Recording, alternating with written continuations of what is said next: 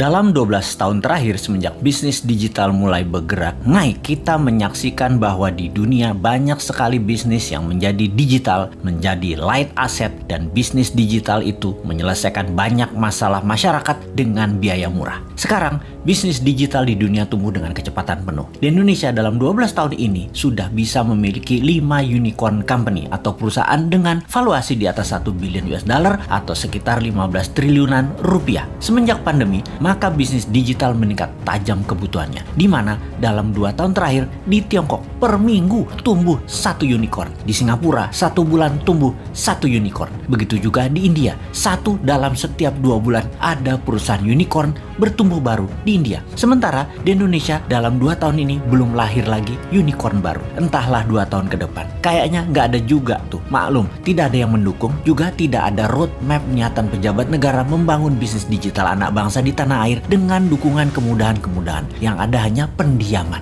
Ini faktanya. Kalau dilihat dari sisi bisnis, bagaimana kita melihat hal ini? Apakah orang Indonesia itu tidak kreatif yang bisa membuat masalah besar diselesaikan dengan teknologi digital? Atau regulasi pemerintah yang memang terlalu fokus di politik dan terlalu memikirkan pencitraan sehingga lupa mengangkat sendi bernegara lainnya seperti ekonomi, budaya, sosial, pertahanan, dan keamanan? Terlalu politik, sangat politik, serta politik adalah segalanya yang harus didulukan. Sungguh, unicorn ini berciri satu hal, semakin besar problem yang di-solve, semakin besar masalah yang terselesaikan. Maka semakin cepat perusahaan digital itu bertumbuh serta dibutuhkan karena memang menyelesaikan masalah-masalah besar tadi. Apakah di Indonesia sudah tidak ada problem besar lagi? Apakah sudah banyak solusi yang dibuat? Atau malah kebijakan mengebiri banyak gerakan kreatif masyarakat? Contoh, data di lapangan ada puluhan ribu pendaftar minta sertifikasi BPOM yang sudah tahunan gak keluar. Bagaimana UKM mau maju kalau demikian?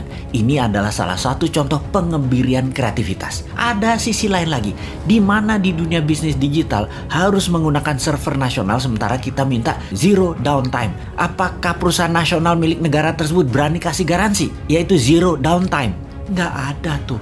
Bahaya dalam bisnis digital misalnya kalau mau transfer duit, tahu-tahu ngedrop. Namun server dan sarana internetnya nggak berani kasih jaminan atau ganti rugi. Berat lah. Nah, itulah susahnya berbisnis dengan negara yang berbisnis, yaitu BUMN. Sementara server dan fasilitas dari luar negeri sudah lebih murah plus garansi zero downtime. Kalau lama mereka bayar penalti, tetapi nggak boleh dipakai. Kalau bisnis digital buat browsing-browsing sih aman. Yang paling ditakuti adalah pada saat upload data. Ini nggak boleh ada downtime. Jadi, wahai generasi new mind, harusnya kita mengatakan lupakan mimpi jadi Mark Zuckerberg, lupakan mimpi jadi Jack Ma-nya di Indonesia, karena perusahaan Anda sulit jadi unicorn dalam waktu yang cepat. Apakah kalau mau kaya cepat di negeri politik ini emangnya harus breaking law, merusak aturan bisnis yang ada gitu ya? Kita jadi nggak bisa alim-alim amat kalau kayak gitu. Harus super kreatif mengalahkan kekakuan old mind regulator yang cari selamat di dalam menjabat, bukan malah untuk mempermudah masyarakat berusaha. Duh, lamanya 2024.